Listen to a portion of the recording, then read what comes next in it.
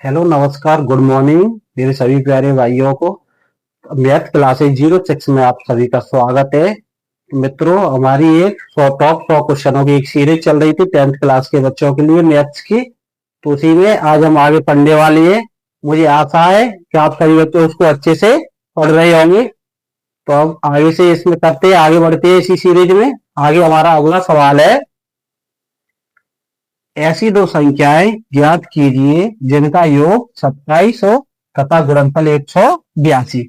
क्या पूछा हमसे? सवाल में पूछा है कि ऐसी दो संख्या ज्ञात कीजिए जिनका योग क्या है, 27 और गुणनफल 182। मतलब उन दोनों संख्याओं को जब हम जोड़े तो कितना आना चाहिए, 27, और गुणा करें उन दोनों संख्याओं का तो कितना आना चाहिए, 182। कितना आना चाहिए, 182। तो आगे करते हल करते हैं सवाल को। तो हमें संख्या दी नहीं है तो हम मान लेते हैं, माना एक संख्या x तथा हमने एक संख्या क्या मान ली, x। तो दूसरी संख्या क्या हो जाएगी हमारी, दूसरी संख्या हमने मान ली कितनी, 27 माइनस x है। कितनी दूसरी संख्या, 27 माइनस x। कैसे? दो संख्याओं का योग कितना, 27। हमें अगर एक संख्या हमारी x है तो दूसरी संख्या कैसे आएगा, 27 में से हम पहली संख्या को माइनस कर देंगे तो कितना आएगा, 27 माइनस x। अगर दूसरी संख्या को हम 27 में से माइनस कर देंगे तो कितना आएगा। जैसे a और b दो भाई है, a और b दोनों के पास कितने रुपए हैं, 20 रुपए है। दोनों के पास कितने हैं कुल, ए बी के पास कुल कितने रुपए हैं, 20 रुपए। ठीक है। अगर ए के पास इनमें से कितने 12 रुपए हैं, कितने 12, तो बी के पास कितने होंगे, कैसे निकालेंगे, 20 में से हमने क्या किया 12 माइनस, तो कितने आ गए, बी के पास 8। तो ऐसे ही हमने क्या किया है, जब एक संख्या हमने x मान ली तो दूसरी संख्या क्या किया, योग में से माइनस कर दिया x को, पहले वाली संख्या को, तो दूसरी संख्या ज्ञात हो गई 27 माइनस x। और इन दोनों का गुणनफल हमें कितना दिया है, 182। आगे करते हैं, दो संख्याओं का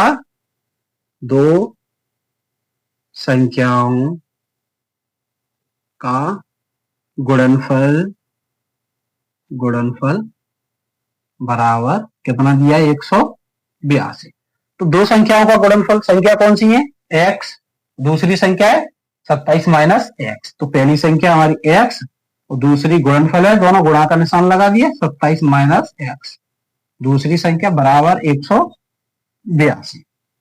तो 27 माइनस x का किससे हो जाएगा, x से गुणा, x का 27 से गुणा करेंगे कितना आएगा, 27x। x का माइनस x से गुणा करें तो कितना आ जाएगा, माइनस के x स्क्वायर, x पे घात 1, x पे घात 1 कितनी हो गई, x पे घात 2 बराबर 182। घात को क्या लिख देंगे, क्रम में लिख देंगे, तो माइनस के x स्क्वायर प्लस के 27x, 182 को बराबर के साथ ले आएंगे तो कैसे हो जाएंगे, माइनस के 182 बराबर 0। 0 को सेट क्या बचा, 0। माइनस चिन्ह का क्या शुरू में माइनस दी, इसका क्या भाग दे दो, माइनस चिन्ह का भाग देने पर, दोनों माइनस चिन्ह का भाग देंगे तो माइनस का भाग देंगे, माइनस से माइनस कटिए प्लस के हो गए एक्स स्क्वायर, प्लस में माइनस का भाग देंगे कैसे हो जाएंगे, 27x माइनस के, माइनस का भाग माइनस देंगे तो कैसे हो जाएंगे, माइनस से माइनस कटेगी प्लस 182 बराबर 0। ये दो घाती समीकरण वाला हमारा टॉपिक चल रहा है, दो घाती समीकरण। तो इसमें क्या करना है, दो घाती समीकरण से इसको हल करके गुणनखंड विधि के द्वारा हल करके हम क्या निकालेंगे, दो संख्या। तो इसको करते हैं गुणनखंड विधि से हल। कैसे करते हैं गुणनखंड विधि से हल इसको, कि हमें ऐसी दो संख्या माननी है, 27x की जगह पे ऐसी दो संख्याएं लिखनी है जिनका योग या जब इनको जोड़े या घटाए तो कितना आना चाहिए, 27 माइनस के 27 तो x, और उनका जब गुणा करें तो कितना आना चाहिए, इन दोनों के गुणा के बराबर, 182 एक्स स्क्वायर कितना आना चाहिए, 182 एक्स स्क्वायर आना चाहिए। कैसे याद करेंगे, और योग कितना आना चाहिए, योग ये क्या है, गुणनफल। तो योग कितना है, योग आना चाहिए माइनस के 27x। ठीक, तो कैसे करेंगे? 182 के हम क्या करेंगे? खंड करेंगे। 182 के खंड, 2 से 2 नंबर में 18, 2 एकम 2, 7 13 7 91, 13 एकम 13। तो हम दो संख्याएं बनाएंगे इसमें, 2 7 14, 14x और 13x हमने दो संख्याएं बना ली। योग कितना होना चाहिए? 27x। तो 14 और 13 कितने होते हैं? 27। पर कैसे चाहिए? माइनस के। तो हम क्या मानेंगे? माइनस के 14x माइनस के 13x हो गए 27, और 13 14 का गुणा करेंगे कितने आएंगे? 182। माइनस से माइनस कट जाएगा, तो यहां रख लेंगे 27x पे क्या रखेंगे? माइनस के 14x माइनस के 13x प्लस 182 बराबर 0। देखिए 13 और 14x कितने होंगे? माइनस के 14 माइनस के 13 माइनस के 27 x, तो गुणा करेंगे 13 14 का, माइनस से माइनस कट जाएगा, प्लस हो जाएगा गुणा में। तो 13 14 गुणा कितना होगा? 182। x का x करेंगे x स्क्वायर। तो इन दोनों संख्याओं में से कॉमन लेंगे, इन दोनों में से क्या कॉमन मिल रहा है? हमें x मिल रहा है, x हमने कॉमन ले लिया। क्या बचा यहां से? x। यहां से क्या बचा? x माइनस x कॉमन ले लिया, तो क्या बचा? माइनस के 14। इन दोनों में क्या समान मिल रहा है? 13 का भाग इसमें जा रहा है, 13 का इसमें, 13 एकम 13, 5 52, 13 4 52। तो माइनस के 13 हमने क्या ले लिए? कॉमन। माइनस के 13 कॉमन लिए तो प्लस के x बचे यहां से। माइनस 13 का इसमें भाग देंगे तो कितने? माइनस के 13 एकम 13, 13 चौक 52, x माइनस 14 बराबर 0। देखो ये पूरा एक पद है, ये पूरा एक पद है। क्या कॉमन मिल रहा है हम दोनों में? x minus 14। यहां से क्या बचा? x माइनस के 13 बराबर 0। दोनों को 0 के बराबर लिख लेंगे, x माइनस 14 बराबर 0 या x माइनस 13 बराबर 0। जब माइनस 14 को बराबर के उस साइड ले जाएंगे तो कैसे हो जाएंगे? प्लस के। या माइनस 13 को बराबर के उस साइड ले जाएंगे तो कैसे हो जाएंगे? प्लस के। तो हमें क्या है? 2x के दो मान प्राप्त हुए हैं, 14 और 13। जब प्लस की जो संख्या होती है हमारा आंसर होता है, या दोनों ही प्लस की है तो हमारे क्या हो जाएंगे? आंसर। तो संख्या ज्ञात करेंगे। एक संख्या हमने क्या माना था? एक संख्या हमारी क्या हो जाएगी? जैसे हमने एक को मान लिया क्या? 13, तो दूसरी कितनी होगी? अगर एक संख्या को हमने 13 मान लिया तो दूसरी कितनी होगी? 27 माइनस x। कितनी प्राप्त होगी हमें? 27 माइनस 13 कम कर देंगे, कितनी? 14। अगर एक संख्या को हमने, यार पहली वाली संख्या को हमने क्या मान लिया? x का मान 14, x का मान क्या मान लिया? 14। तो हमें दूसरी संख्या कितनी प्राप्त होगी? दूसरी संख्या, क्योंकि मान तो दोनों ही x की है, तो दूसरी संख्या कितनी प्राप्त होगी? 27 माइनस x बराबर 27 माइनस 14 बराबर कितना आ जाएगा? 13। 27 में 14 जाएंगे 13। मतलब क्या है? अगर x का मान 13 लेंगे तो दूसरा क्या आएगा? दूसरी संख्या कितनी आएगी?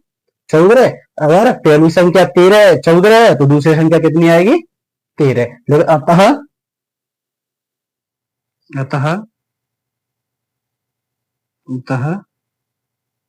दो संख्याएं दो संख्याएं 13 व 14 है। हमारी दो संख्याएं क्या है? 13 या 14 है। ठीक है, चलते हैं अगले प्रश्न की ओर। अगला प्रश्न है हमारा, एक समकोण त्रिभुज की ऊंचाई उसके आधार से 7 सेंटीमीटर कम है। यदि कर्ण 13 सेंटीमीटर का हो तो अन्य दो भुजाएं ज्ञात कीजिए। क्या दिया हुआ है? एक समकोण त्रिभुज दिया हुआ है और उसके आधार से ऊंचाई क्या है? उसके आधार से 7 सेंटीमीटर कम है। तो कर्ण कितना दिया है? यदि कर्ण 13 सेंटीमीटर का हो तो अन्य दो भुजाएं ज्ञात कीजिए। मतलब हमें क्या दिया? एक त्रिभुज दिया गया है। कौन सा त्रिभुज? समकोण त्रिभुज। एक त्रिभुज दिया है। कौन सा त्रिभुज? समकोण त्रिभुज। समकोण त्रिभुज को कैसे पहचाने कि ये समकोण त्रिभुज है? तो समकोण त्रिभुज में क्या होगा? एक कोण कितने का होगा? 90 डिग्री का। इसमें कौन सा है? कोण भी क्या है? 90 डिग्री का। जब दो रेखाएं क्या हो? 90 डिग्री के कोण पे एक दूसरे को मिल रही हो, 90 डिग्री का कोण बनाती हो, तो कौन सा कहलाएगा त्रिभुज? समकोण त्रिभुज। त्रिभुज क्या होता है, तीन भुजाओं से मिलकर बना होता है, उसे क्या कहते हैं, त्रिभुज। त्रिभुज के तीनों कोणों का योग कितना होता है, त्रिभुज के कोण ए प्लस कोण बी प्लस कोण सी बराबर कितना होता है, 180 डिग्री। अगर ओटी में आ जाता है कोई प्रश्न कि त्रिभुज के तीनों कोणों का योग कितना हुआ, 180, अगर दो कोण दिए तीसरा निकलवाएगा तो हम निकाल लेंगे आसानी से। त्रिभुज में कितनी भुजाएं होती हैं, तीन। कितने कोण होते हैं, तीन। भुजा कितनी होती है त्रिभुज में, भुजा तीन। कोण कितने होते हैं त्रिभुज में, तीन। आगे चलते अपने प्रश्न की ओर। तो क्या दिया हुआ है हमें, समकोण त्रिभुज। समकोण त्रिभुज कर्ण कितना, कर्ण क्या होता है, जो 90 डिग्री के सामने की भुजा होती है उसको हम क्या कहते हैं, कर्ण। ये हमारा क्या हो जाएगा, कोण भी आधार, क्या हो जाएगा, आधार। ये हमारा जो कि लंब, ये क्या हो जाएगा, लंब या ऊंचाई एक ही बात होती है, लंब या ऊंचाई। तो हमें कर्ण कितना दिया है, 13 सेंटीमीटर। और क्या दिया है, ऊंचाई इसके आधार से 7 सेंटीमीटर कम है, मतलब हमने आधार को मान लिया x, तो ऊंचाई हमारी कितनी हो जाएगी, x माइनस 7। कितनी हो जाएगी, x माइनस 7। करते अपने सवाल को हल। तो हमें क्या है, माना माना माना त्रिभुज का, माना समकोण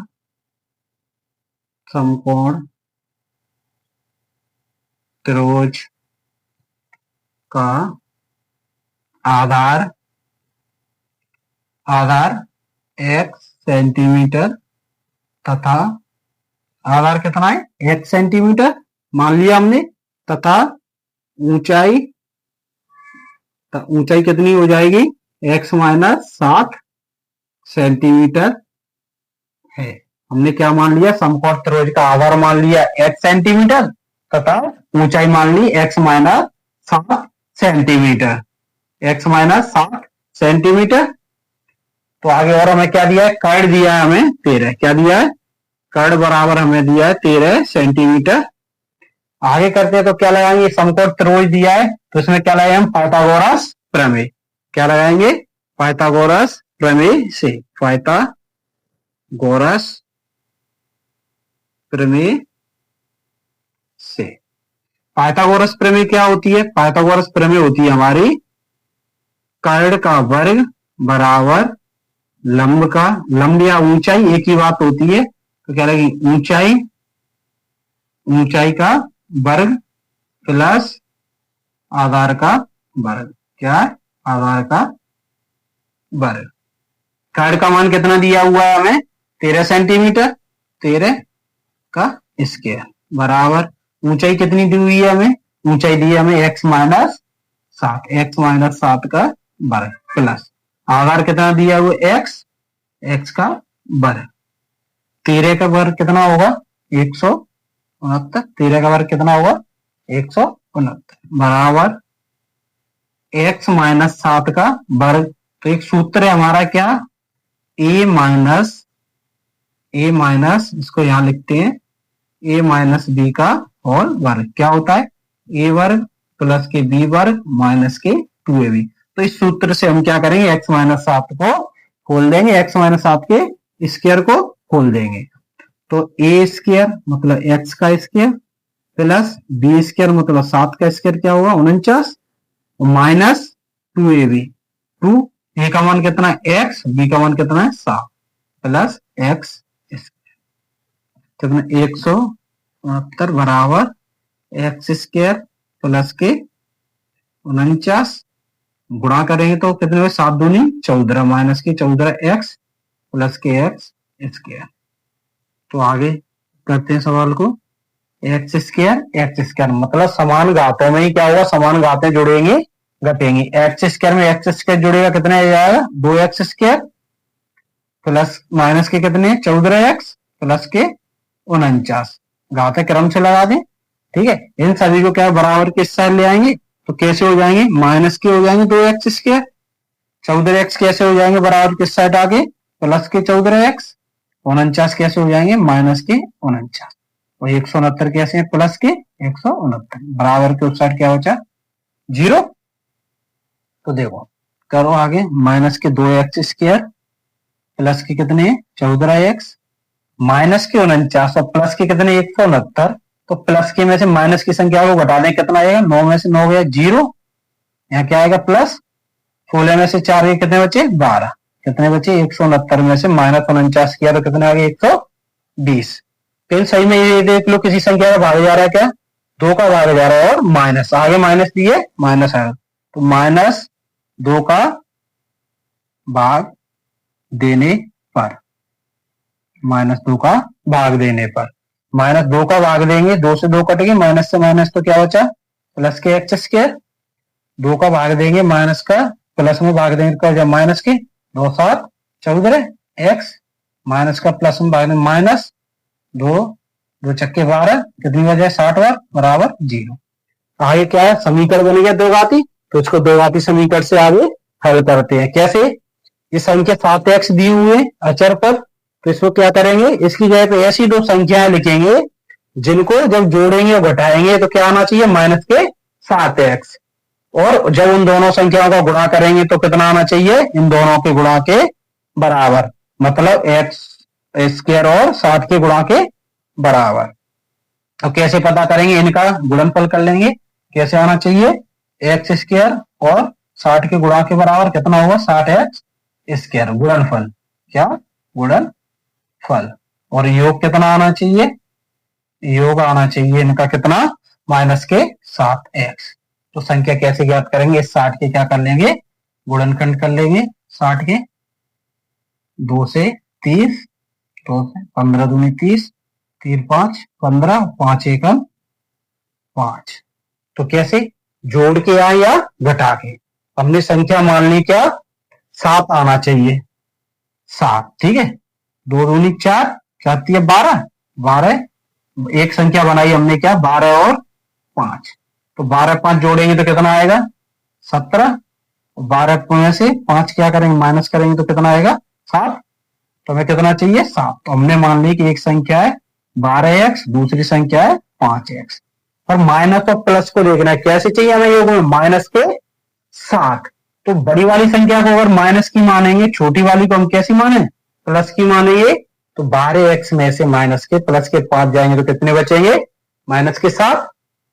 तो दोनों संख्याओं को जोड़ लेंगे, एक्स स्क्वायर माइनस के क्या लिखेंगे 12x और प्लस के 5x माइनस 60 बराबर 0।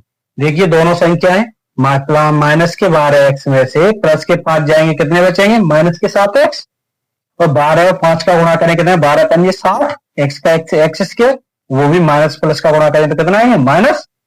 इन दोनों में से क्या कॉमन मिल रहा है हमें, एक x मिल रही है x, यहां से क्या बचा x माइनस, यहां से x कॉमन आ गया तो कितना बचा 12, इन दोनों में क्या 5 का भाग इसमें जा रहा है 5 का भाग इसमें, तो 5 हमने कॉमन ले ली प्लस के 5। यहां चिन्ह नहीं समझ में आया कि प्लस लेना है या माइनस, जो चिन्ह यहां दिया हो प्लस दिया हो तो प्लस ले लेंगे, माइनस दिया हुआ तो माइनस ले लेंगे। क्या बचा यहाँ x प्लस का माइनस में भाग देंगे क्या आएगा माइनस 12 पंजे 60। यहां हमेशा अगर हम क्या करें कॉमन ले रहे हैं तो ये दोनों पद क्या आएंगे एक समान ही आएंगे, क्या आएंगे एक समान। अगर एक समान नहीं आ रहे हैं तो सवाल में हमारे में क्या है कॉमन लेने में हमसे गलती हो चुकी है। तो इन दोनों में ये एक पूरा पद है, ये एक पूरा पद है, क्या समान मिल रहा है हमें x माइनस 12, यहां से क्या मिल रहा है हमें क्या बचा यहां से x, यहां से क्या बचा प्लस के 5 बराबर 0। आगे से यहां करते हैं सवाल को, तो क्या करेंगे दोनों को क्या लिख लेंगे खंडों को 0 के बराबर, x माइनस के 12 बराबर 0 या x माइनस के 12 बराबर 0 या x प्लस के 5 बराबर 0। आगे करते हैं x 12 माइनस 12 को बराबर के उत्साह लें कैसे हो जाएंगे प्लस के, प्लस 5 को बराबर के उत्साह लें तो कैसे हो जाएंगे माइनस के। तो हमें दो मान प्राप्त हो चुके हैं, x का मान एक है 12 प्लस के, एक है माइनस के 5। तो ये प्लस वाला हमारा आंसर वही क्या होता है हमारा आंसर, जो प्लस वाली संख्या होती है वही हमारा क्या आंसर। हमें ज्ञात क्या करना था आधार और ऊंचाई, तो हमें आधार क्या है हमारा आधार कितना माना था हमने x तो x का मान कितना निकल के आया हमारा, x का मान कितना निकला 7, x का मान निकला हमारा कितना 12 सेंटीमीटर। और दूसरी चीज क्या याद करनी थी, ऊंचाई। ऊंचाई कितनी है हमारी, कितनी मानी थी हमने, x माइनस 7, x माइनस 7। तो x का मान कितना है 12 माइनस 5, 12 में से 5 के कितने बचे, 12 में से 7 के तो कितने बचे 5 सेंटीमीटर। तो हमें दोनों ही चीज प्राप्त हो चुकी है। आधार कितना है 12 सेंटीमीटर और ऊंचाई कितनी है 5 सेंटीमीटर।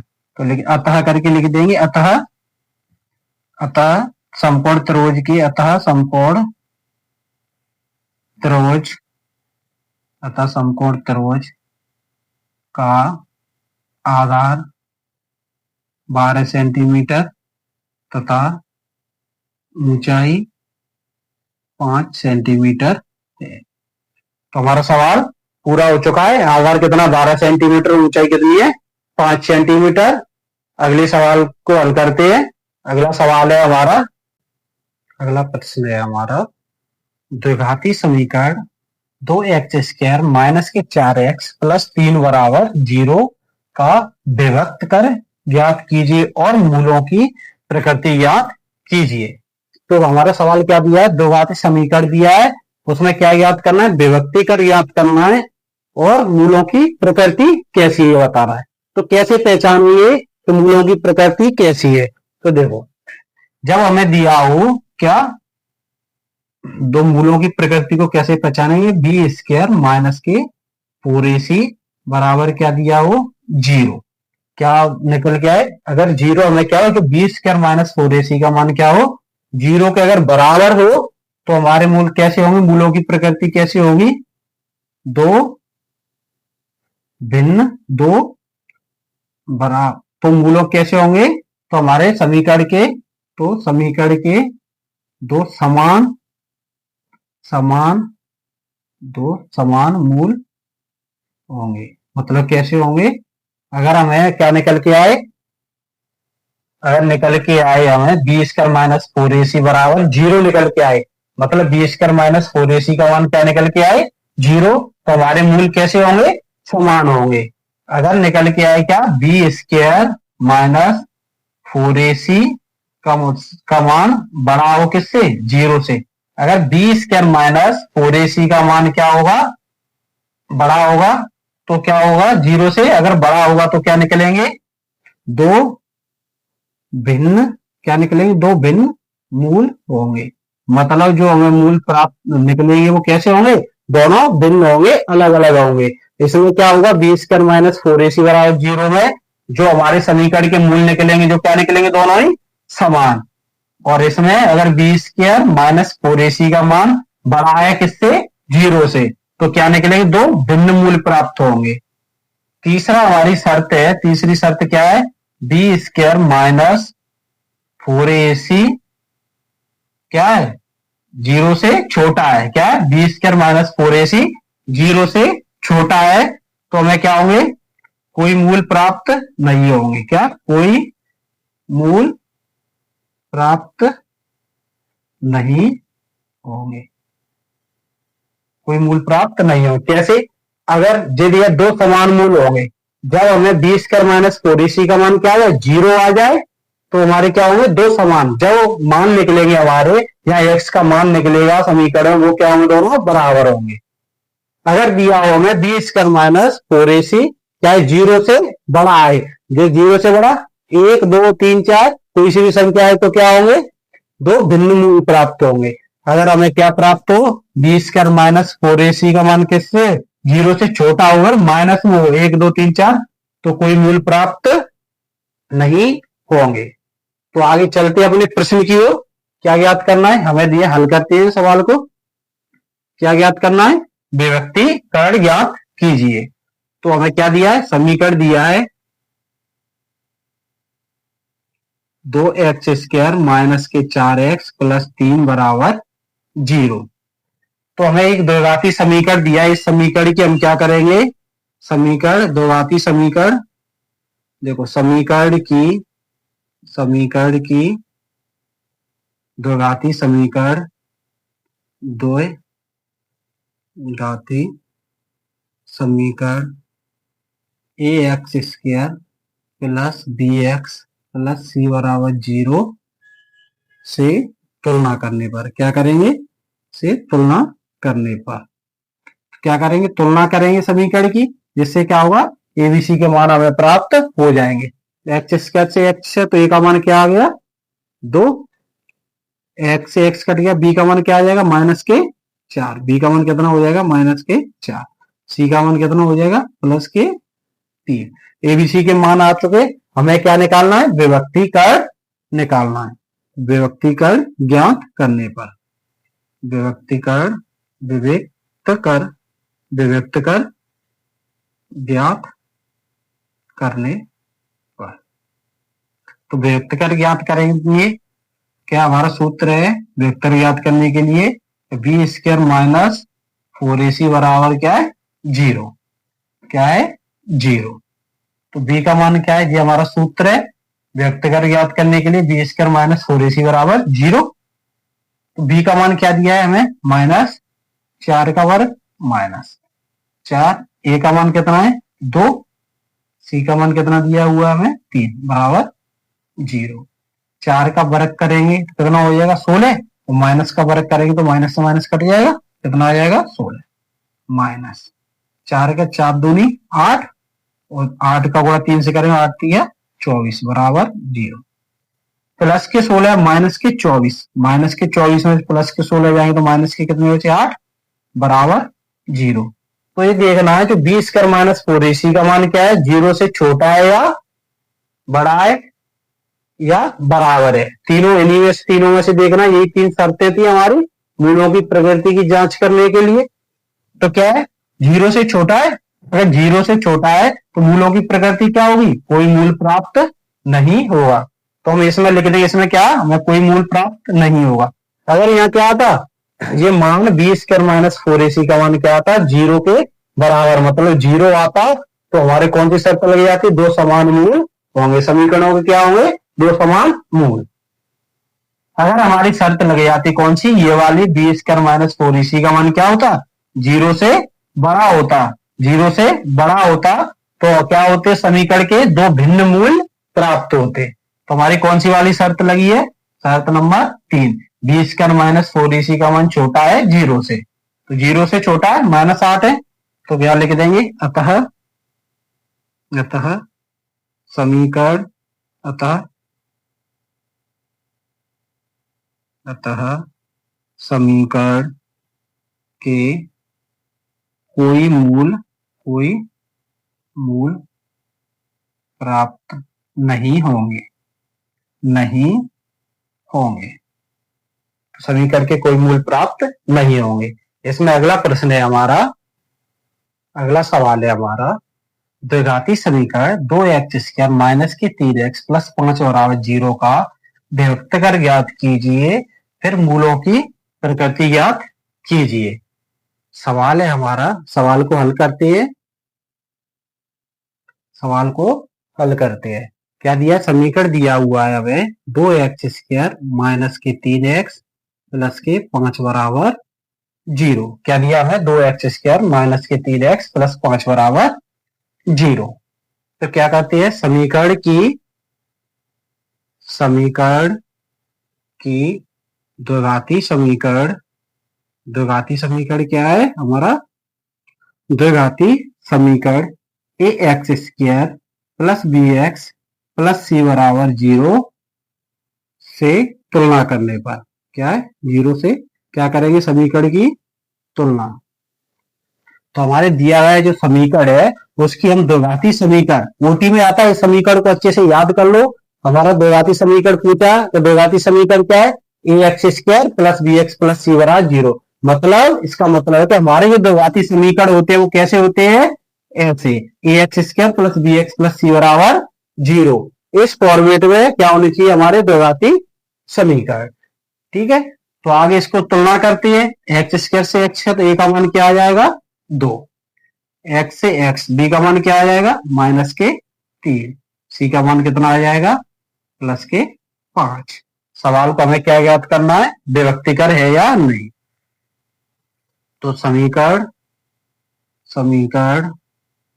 का विभक्त कर ज्ञात करने पर, विभक्त कर ज्ञात करने पर, विभक्त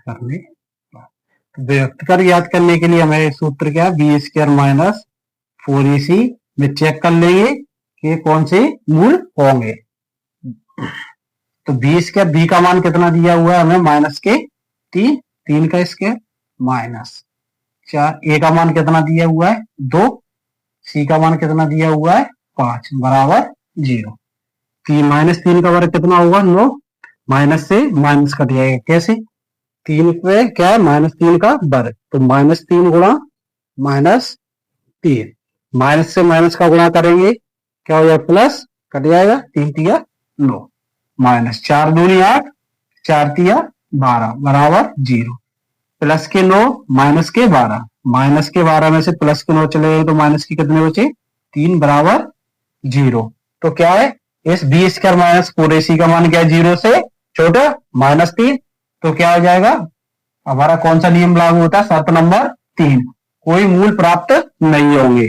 तो यहां लिख दे अतः दिए गए समीकरण के कोई मूल प्राप्त नहीं होंगे,